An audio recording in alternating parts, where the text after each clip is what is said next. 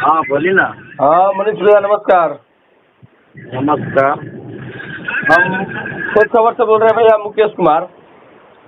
आए हम मुकेश कुमार बोल रहे हैं खोज खबर से।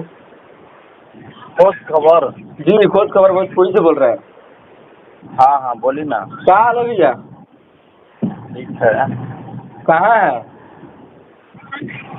बाहर हैं। बड़ा कोलकाता में एंजॉय कर रहे हैं। अब कॉल रिकॉर्डिंग कर रहे हैं भैया। आए आपका कॉल रिकॉर्डिंग हो रहा है। कॉल रिकॉर्डिंग हो रहा है भाई। हाँ अब कॉल रिकॉर्डिंग हो रहा है। आप बड़ा एंजॉय कर रहे हैं, जाके पवन सिंह के साथ लगातार फोकस करवा रहे हैं आप। जिंदगी मिला है तो एंजॉय कीजिए, खाइए पीजिए घूमिए, जी। मौज मस्ती कीजिए। क्या दिक्कत है भैया? कहाँ है आपके कैमरा में? लगातार फोकस करवाइए इस बात पे। आप जासूस कर रहे हैं क्या? जासूस बन गए हैं क्या? अब सोचे कि आपके पास तो नहीं आ सकता, तो आपका कॉले पे कुछ समाचार पूछ लेते हैं। और कैसे हैं? बड़ा एंजॉय कर रहे हैं जाके कोलकाता में।